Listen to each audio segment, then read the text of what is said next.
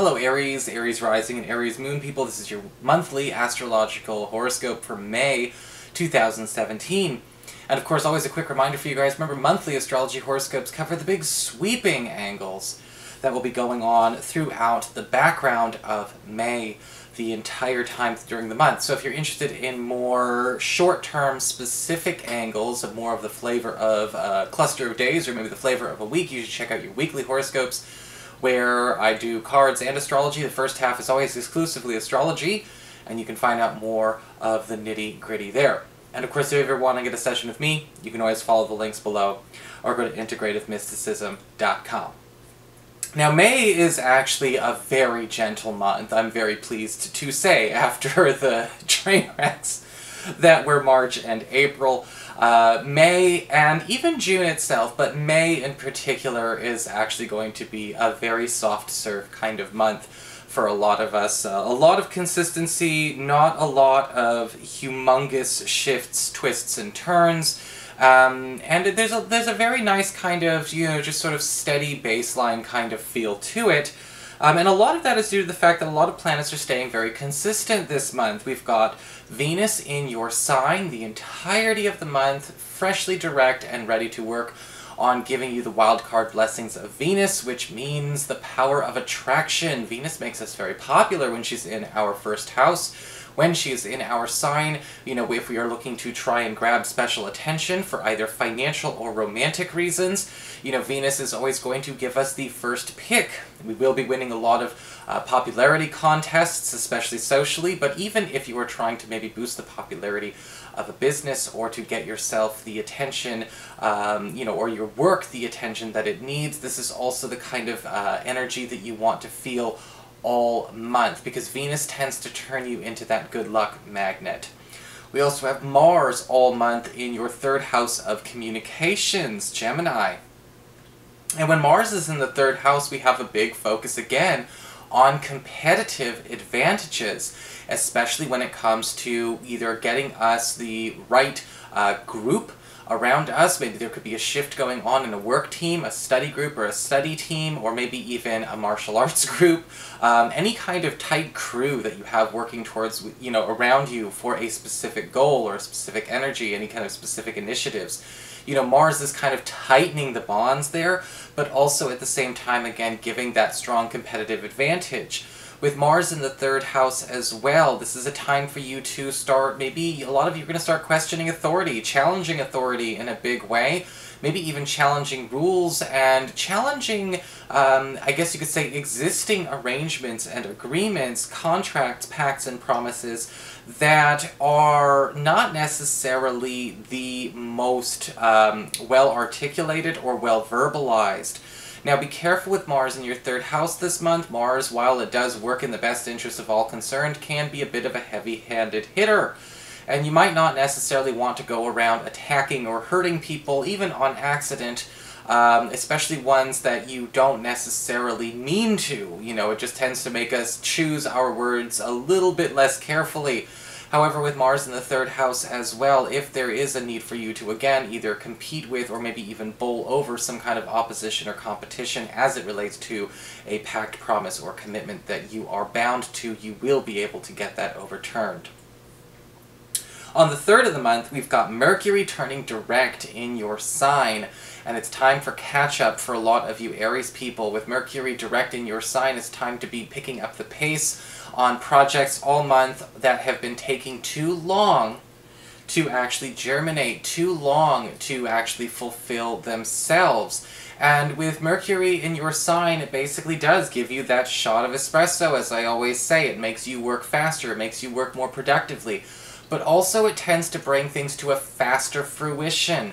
And, from the 3rd up until about the 15th of the month, you guys are going to be noticing that a lot of that mercurial energy is going to make people work faster with you and work faster for you, which is always a nice turn, especially after, again, the clunkiness of March and April. On the 10th, we've got a full moon in Scorpio in your 8th house of shared resources, passive income, and intimacy. And this is definitely going to be a hot moon, I guess you could say, because whenever we have a full moon in the 8th house, it brings out the opportunity for a lot more spice, a lot more passion, a lot more pleasure in a romantic connection. Or, even if you're not looking for a relationship, still somebody to have that kind of connection with. And around the 10th, it's going to feel like going on a bit of a pleasure cruise, or a bit of a pleasure honeymoon, so to speak, no matter what kind of relationship you're in. In fact, with a full moon in the 8th house, it's time to indulge in some of our more, I guess you could say, sultry pleasures and sultry passions, especially if we have been maybe, you know, focusing a bit too much on depriving ourselves, or just simply have not had the time to indulge in that way. This full moon is going to, let's just say, raise emotions a little bit, but again, in that very sexy way. And from the 10th to the 20th, a lot of you Aries people are going to just be, you know, spending a bit more time behind closed doors enjoying that. On the 15th, we've got the Mercury moving out of your sign and into Taurus, into your 2nd house of earned income, where he will stay through the duration of the month. And with Mercury in your earned income sector, you are going to be noticing that, you know, things are getting paid a lot faster. It speeds up progress wherever it goes. This could be great news for those of you that feel like a lot of work has fallen behind, a lot of extra work projects, or a lot of extra work processes that need to be actually processed and actually handled, that have gone either on the back burner or they've been collecting dust. We're finally taking those things off the shelf. You may have applications that you've turned in that are not necessarily getting any feedback, interviews and meetings that don't seem to be going anywhere. And this Mercury in the 2nd house is saying, hold on, how do we make this more detail efficient and much more, you know, let's bring more of a fast fruition to this area of your life. With Mercury in the earned income sector as well, you can expect that, you know, even opportunities for small odd jobs, or small opportunities to actually boost your pay here and there, not to an excessive degree the way Mars was in your 2nd house a few months ago, but absolutely still giving you opportunities to improve on the pay that you get consistently. What I like about Mercury in the 2nd house as well is usually the work that we do while Mercury is in our earned income sector, in this case from this 15th through the rest of the month, will be somehow journaled or jotted down with the opportunity to boost our street cred and maybe even promote ourselves later on in the year. On the 20th of the month, we've got the Sun moving into your 3rd house of communications, pacts, and promises, and it will be soon followed by a new moon in this area on the 25th. And a new beginning in a new alliance is going to be showing up for you, and this is in the 3rd house, where we talk about, again, people becoming more helpful, people coming into our service, people coming to actually stick up for us or go out, you know, and work for us. So when we talk about that, who is going to be coming into our service at the end of this month? Maybe we're looking to find ways to, you know, kind of expand our team, whether it's a professional team or not. The Sun and the new moon together combined as well throughout the rest of this month, from the 20th onward and even into the first week of June, is going to be a great time to proliferate creative projects for a lot of you who are looking to get into publishing, you're looking to boost your name, or maybe even get your resume seen by higher profile individuals. What I like about this new moon, though, is this does actually give a lot of opportunities to, again, not only bolster your name and your reputation, but also to get you more popular, again, with that Mars competitive energy in there.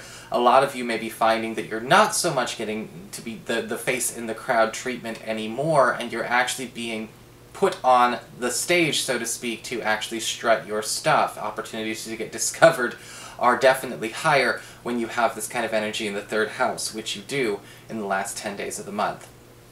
So that is your horoscope. Aries, I hope you enjoyed it. If you did, please like, share, and subscribe. You know I appreciate it. And of course, if you ever want to get a session with me, you can always follow the links below, or go to integrativemysticism.com.